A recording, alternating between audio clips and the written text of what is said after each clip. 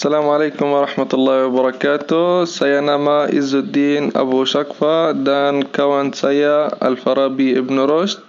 Hari ini kita akan bercakap tentang kepentingan perlembagaan di Malaysia dan 6 peruntukan khusus yang dinyatakan dalam perlembagaan Malaysia.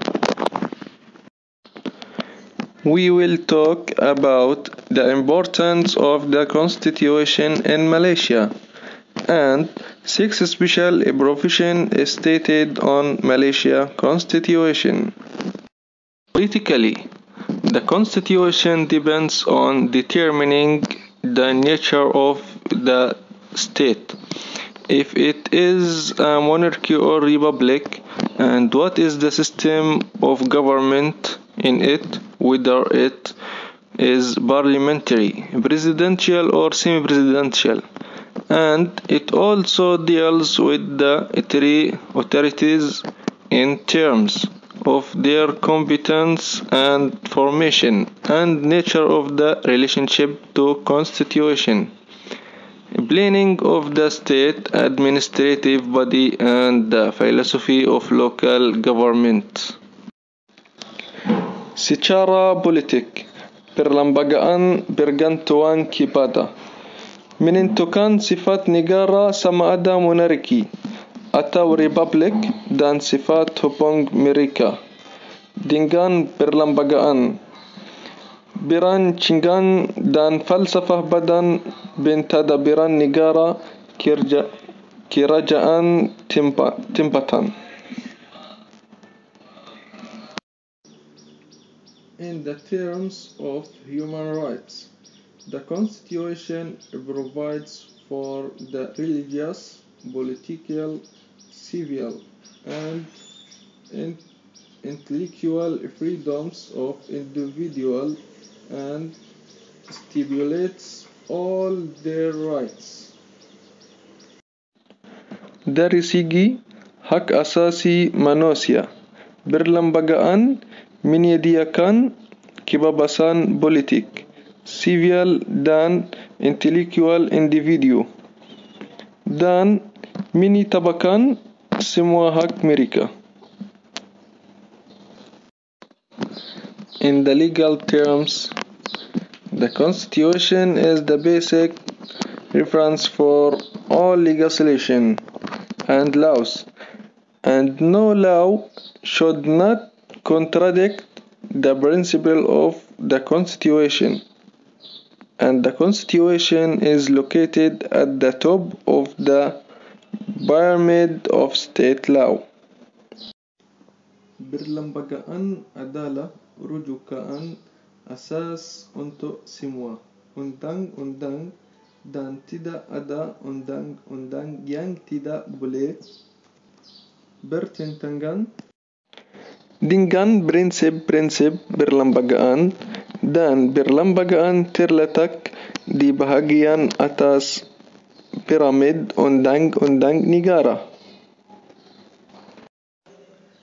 The Constitution is based on clarifying the social and economic rights of individuals and what is the role of the state regulating economic activity that strikes a balance between the interest of society and the individual and achieving social justice.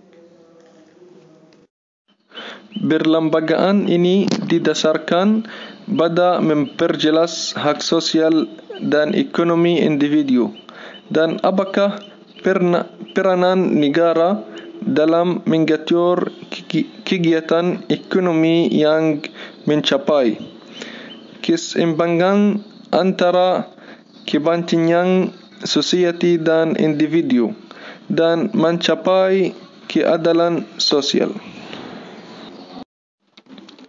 The Constitution is based on documenting the nation, unique the identity and personality, and it is based on safeguards that protect the nation, language, and core values, and spiritual authority.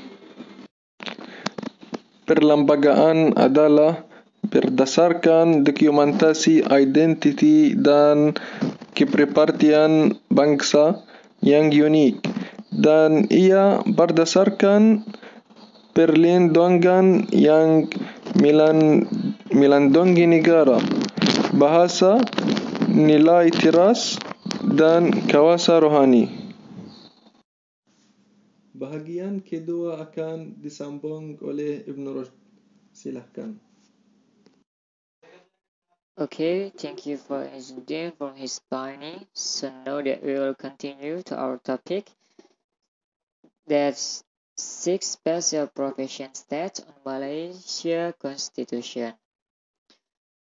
There are 6 special provisions are first, Malay as the national language. So the second, status of Malay rules. The third, special right of the Malays. So the fourth, freedom of right of the people. So the fifth, status of Islam. So the last, citizenship. Jadi kita sekarang akan membahas tentang topik selanjutnya, yaitu 6 ketentuan khusus dalam konstitusi.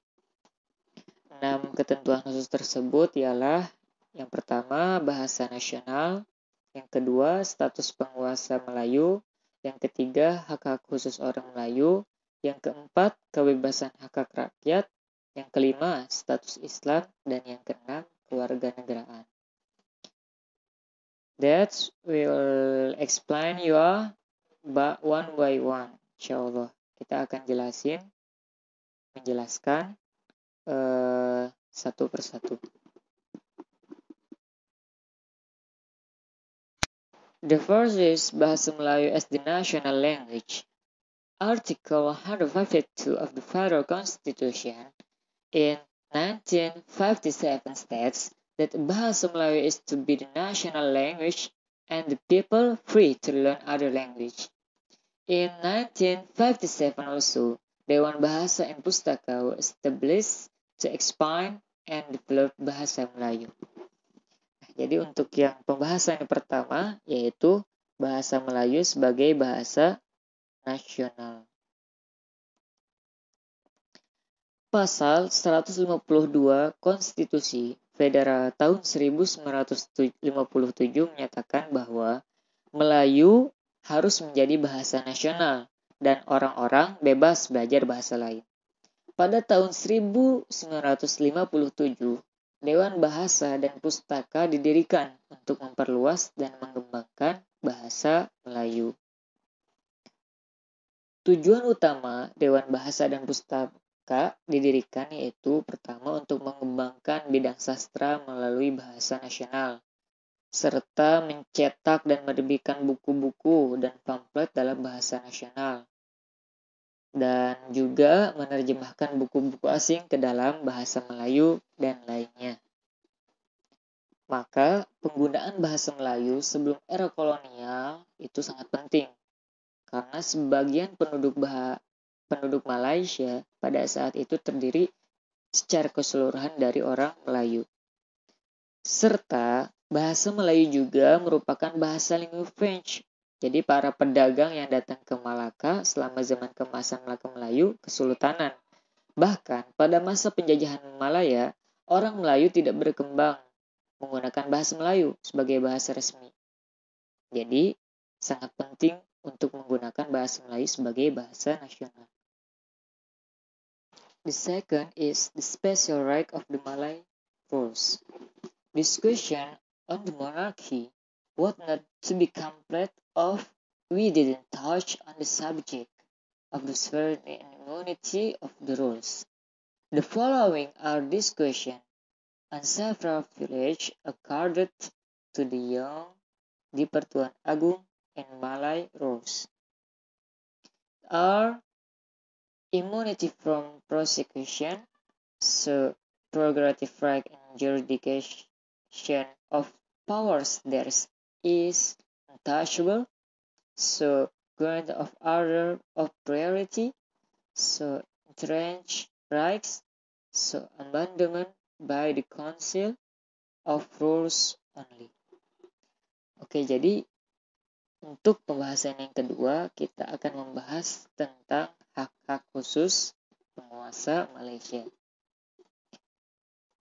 Diskusi tentang monarki tidak akan lengkap jika kita tidak menyentuh subjek kedaulatan dan kekebalan para penguasa. Maka berikut ini adalah diskusi tentang beberapa hak istimewa yang diberikan kepada Yang di-Pertuan Agong dan penguasa Melayu. Yang pertama yaitu kekebalan dari penuntutan. Yang kedua, hak prerogatif dan yurisdiksi kekuasaan. Yang ketiga, jaminan pesanan prioritas. Yang keempat, hak waris. Yang kelima, amandemen oleh Dewan Penguasa sahaja. So the next is special status of the Malays and Bumiputras as well as right of the other race. The special right of the Malays is inserted in the constitution, so there's pribumi inhabitants. The Malays can be looked after and assessed. Article 153 in the Federal Constitution empowered the Yang di-Pertuan Agong to preserve the special right of the Malays in the peninsula. Artinya bahwa kita akan membahas pada topik yang ketiga ini, pembahasan ketiga ini yaitu tentang status khusus Malay dan Bumiputra serta hak-hak ras yang lainnya. Hak-hak khusus orang Melayu diabadikan dalam konstitusi, sehingga sebagai pribumi penduduk, orang Melayu bisa dijaga dan dibantu. Pasal 153 di Federal Konstitusi memperdayakan Yang di-Pertuan Agong untuk mempertahankan hak-hak khusus dari Melayu di Semenanjung. The fourth is about basic rights. There are provisions on basic right or basic individual freedom in Malaysia's constitution. Part 2 of the Malaysia Constitution, which cover basic right of individuals. But maybe, now that we not explain one by one, maybe you can see the table and read it, and you can ask we question if you get the question. Okay. Untuk yang pembahasan yang keempat yaitu hak dasar atau kebebasan hak rakyat. Ada ketentuan tentang hak-hak dasar atau kebebasan individu dasar di Malaysia Konstitusi. Bagian kedua dari Konstitusi Malaysia yang mencakup hak dasar individu menjamin hak dasar warga negara yang sah. Namun sepertinya teman-teman semua bisa melihat tabel dan membacanya karena banyak, dan jika misalnya ada pertanyaan bisa tanyakan di akhir sesi nanti pada kita.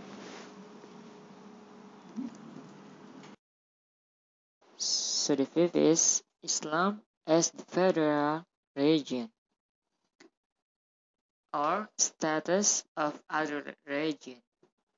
Article 160 of the Federal Constitution defines Malay as followers of Islam and who practice the Malay way of life and culture as well as converse in Bahasa Melayu.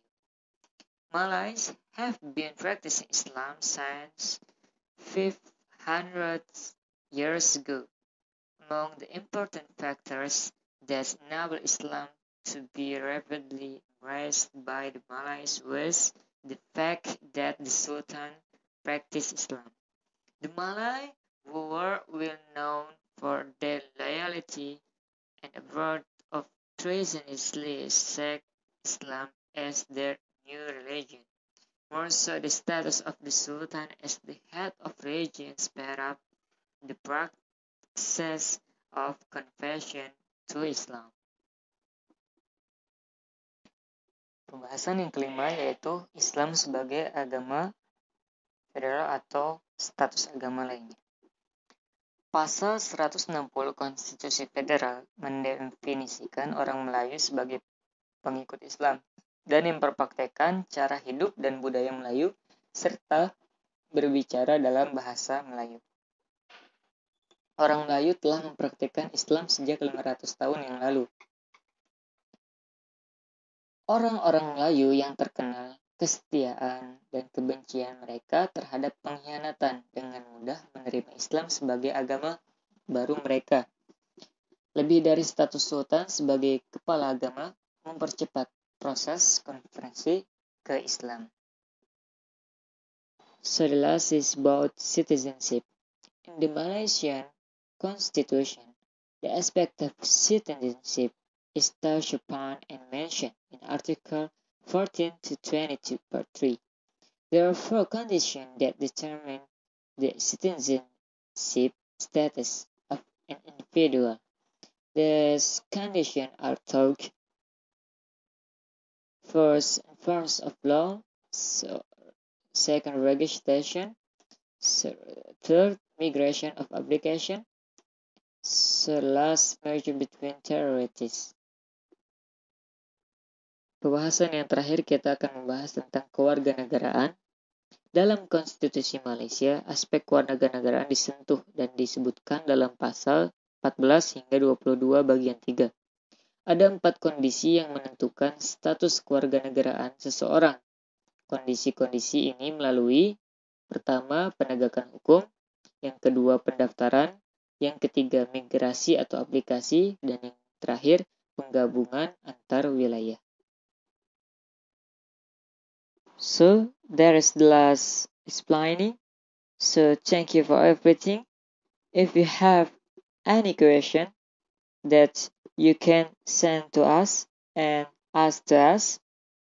And the last, we say, wassalamualaikum warahmatullahi wabarakatuh.